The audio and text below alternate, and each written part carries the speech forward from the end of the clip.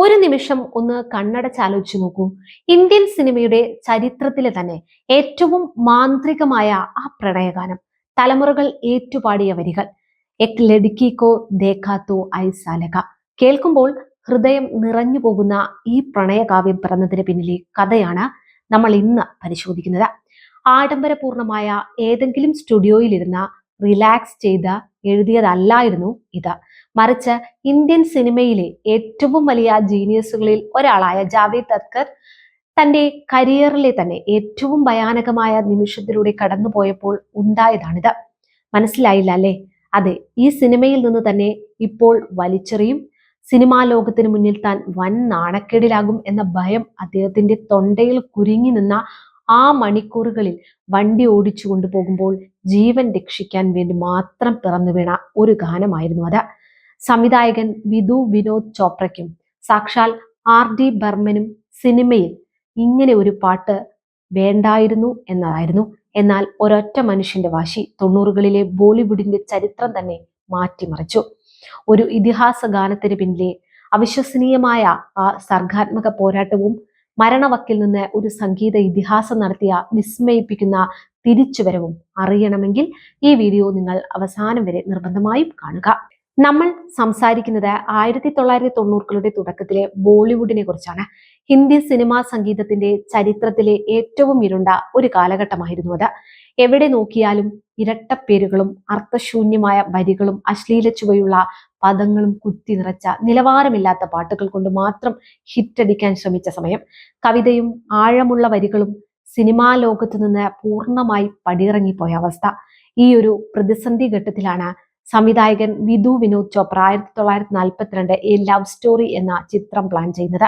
അനിൽ കപൂർ അവതരിപ്പിക്കുന്ന നരൻ, മനീഷ കൊയ്രാള അവതരിപ്പിക്കുന്ന രഞ്ജോ, ബ്രിട്ടീഷ് ഭരണത്തിന്റെ ചോര ചിന്തുന്ന വിപ്ലവ പശ്ചാത്തലത്തിൽ വ്യത്യസ്ത കുടുംബ ചുറ്റുപാടുകളിൽ നിന്ന് വരുന്ന രണ്ട് പ്രണയിതാക്കളുടെ കഥ. ജാക്കി ഷ്രോഫ്, അനുപം ഖേർ, ടാനി ദെർസോ തുടങ്ങി വൻ താരനിര തന്നെ അണിനിരന്ന സിനിമ.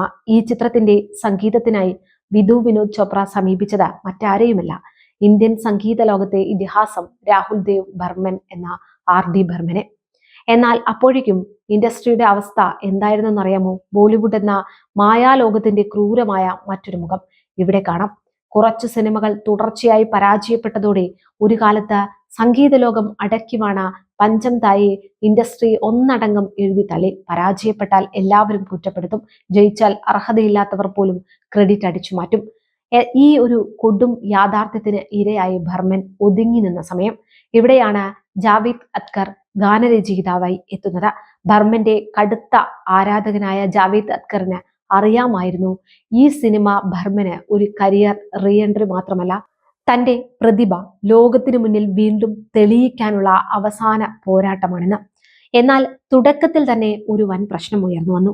സിനിമയിൽ അങ്ങനെ ഒരു പ്രത്യേക പ്രണയഗാനത്തിന് യാതൊരു സാഹചര്യവുമില്ല എന്നതായിരുന്നു സംവിധായകന്റെയും ബർമന്റെയും നിലപാട്. സിനിമയിൽ പാട്ടിന്റെ ആവശ്യമില്ലെന്ന് സംവിധായകനും സംഗീത സംവിധായകനും തറപ്പിച്ചു പറഞ്ഞപ്പോഴും ജാവേദ് അക്തർ വിട്ടുകൊടുത്തില്ല. നായികയെ കാണുമ്പോൾ നായകന്റെ മനസ്സിൽ തോന്നുന്ന വികാരങ്ങൾ പ്രതിഫലിപ്പിക്കുന്ന മനോഹരമായ ഒരു ഗാനം ഇതിൽ തീർച്ചയായും വേണം എന്ന് അദ്ദേഹം നിർബന്ധം പിടിച്ചു. ഒടുവിൽ അക്തറുടെ വാശിക്ക് മുന്നിൽ അവർ വഴങ്ങി. പക്ഷേ അവർ അദ്ദേഹത്തിന് മുന്നിൽ വെച്ചത് സാധാരണക്കാർക്ക് താങ്ങാൻ കഴിയാത്ത ഒരു വലിയ നിബന്ധനയായിരുന്നു. ആ നിബന്ധന എന്താണെന്നറിയാമോ? നിങ്ങൾ പറയുന്നത് പോലെ ഒരു പാട്ട് വെക്കാം, പക്ഷേ അത് സാധാരണ ഒരു പാട്ടാകാൻ പറ്റില്ല.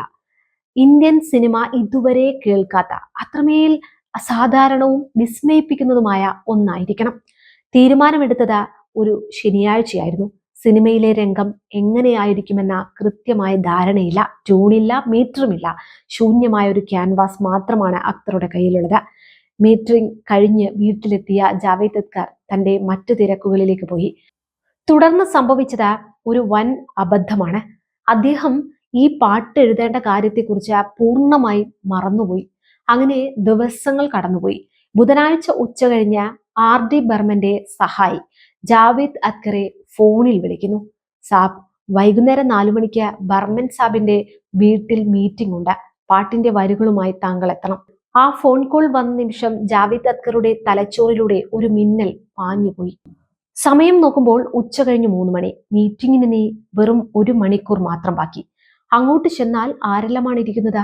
സംവിധായകൻ വിനു വിധു ചോപ്ര, സാക്ഷാൽ RD ബർമൻ, കൊറിയോഗ്രാഫർ, ഒപ്പം ചിത്രത്തിന്റെ പ്രധാന താരങ്ങളായ അനിൽ കപൂറും ജാക്കി ഷ്രോഫും അടങ്ങുന്ന ഒരു വലിയ സംഘം.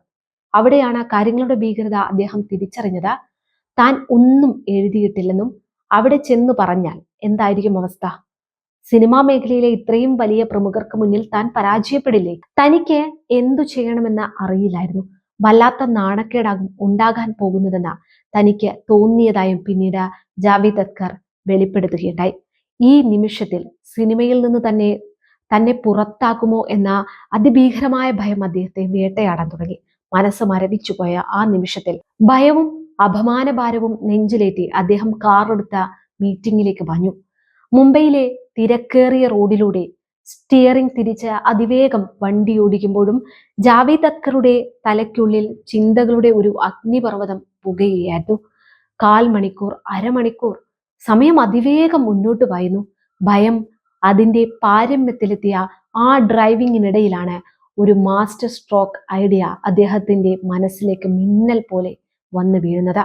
ഒരു പെൺകുട്ടിയെ ആദ്യമായി കാണുമ്പോൾ ഉണ്ടാകുന്ന വികാരത്തെ സാധാരണ പദങ്ങളിലൂടെയല്ലാതെ എങ്ങനെ വർണ്ണിക്കാം?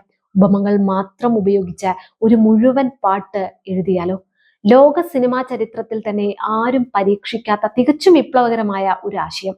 കവിതയിലെ ഉപമ അഥവാ സിമിലി മാത്രം ഉപയോഗിച്ച് ഓരോ വരിയും നിർമ്മിക്കുക.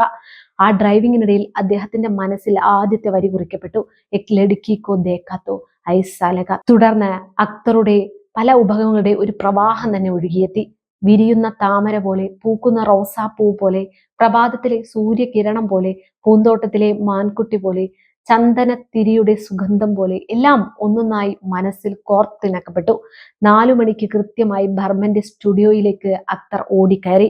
അവിടെ വൻനിര കാത്തിരിക്കുന്നു. ഒരു നിമിഷം പോലും പാഴാക്കാതെ അദ്ദേഹം മുന്നോട്ട് വെച്ചു, ഞാൻ ഈ പാട്ട് മുഴുവൻ ഉപമകൾ കൊണ്ട് മാത്രം എഴുതാൻ ആഗ്രഹിക്കുന്നു. ആ ആശയം കേട്ട നിമിഷം തന്നെ വിനോദ് ചോപ്രയുടെയും ബർമയുടെയും മുഖത്ത് ആശ്ചര്യം വിരിഞ്ഞു.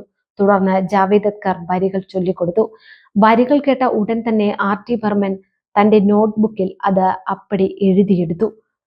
സംഗീത പ്രതിഭയായ പഞ്ചം തായ് ഒട്ടും സമയം കളയാതെ ആ വരികൾക്ക് അവിടെ വെച്ച് തന്നെ ഈണം നൽകി. സ്വന്തം ശബ്ദത്തിൽ പാടി നോക്കിയ ആ മുറിയിലുണ്ടായിരുന്ന എല്ലാവരും നിശബ്ദരായിപ്പോയി. ഒരു വലിയ ഭയത്തിൽ നിന്നും നാണക്കേടിൽ നിന്നും രക്ഷപ്പെടാൻ ജീവൻ പണയം വെച്ചെഴുതിയ ആ വരികൾ ഇന്ത്യൻ സംഗീതത്തിന് ലഭിച്ച ഏറ്റവും വലിയ നിധിയായി മാറുകയായിരുന്നു. കുമാർ സാനുവിന്റെ മാന്ത്രിക ശബ്ദത്തിൽ ആ ഗാനം റെക്കോർഡ് ചെയ്യപ്പെട്ടപ്പോൾ അത് വെറുമൊരു പാട്ടല്ല, മറിച്ച് കേൾവിക്കാരെ പ്രണയത്തിന്റെ മറ്റൊരു ലോകത്തേക്ക് കൊണ്ടുപോകുന്ന ശുദ്ധ സംഗീതമായി മാറി. 1942 എ ലവ് സ്റ്റോറി എന്ന സിനിമയും അതിലെ ഗാനങ്ങളും പുറത്തിറങ്ങിയതോടെ ബോളിവുഡിൽ സംഭവിച്ചത് ഒരു വൻ വിപ്ലവമാണ്. അതുവരെ നിലനിന്നിരുന്ന അർത്ഥശൂന്യവും അശ്ലീലവുമായ ഗാനങ്ങളുടെ യുഗത്തിന് അതോടെ വിരാമമായി. പാട്ടുകൾക്ക് സാഹിത്യമൂല്യവും അർത്ഥവ്യാപ്തിയും വേണമെന്ന് സംവിധായകരും നിർമ്മാതാക്കളും തിരിച്ചറിഞ്ഞു. പരീക്ഷണങ്ങൾ നടത്താൻ ധൈര്യമുള്ള സംവിധായകർ ഉണ്ടാകുമ്പോൾ മാത്രമാണ് ഇത്തരം മാറ്റങ്ങൾ സാധ്യമാകൂ എന്ന് ജാവേദ് അഖ്തർ അടിവരയിട്ട് പറയുന്നു. ഒരു കലാകാരനിൽ നിന്ന് നമ്മൾ ഏറ്റവും മികച്ചത് പ്രതീക്ഷിക്കുമ്പോൾ മാത്രമേ അയാളിലെ പൂർണ്ണശേഷി പുറത്തുവരൂ എന്നതിന് ഏറ്റവും വലിയ തെളിവാണ് ഈ സംഭവം.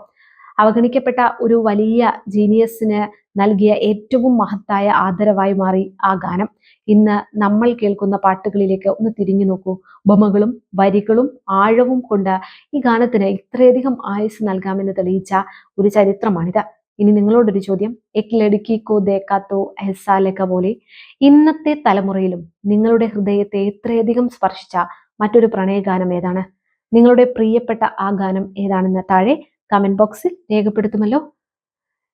ന്യൂടോക്ക് മീഡിയ എന്ന ഞങ്ങളുടെ ഈ ചാനൽ നിങ്ങൾക്ക് ഇഷ്ടപ്പെട്ടു കഴിഞ്ഞാൽ ഒന്ന് സബ്സ്ക്രൈബ് ചെയ്യാനും ഫേസ്ബുക്കിലും ഇൻസ്റ്റയിലും ഒന്ന് ഫോളോ ചെയ്യാനും ശ്രദ്ധിക്കുമല്ലോ.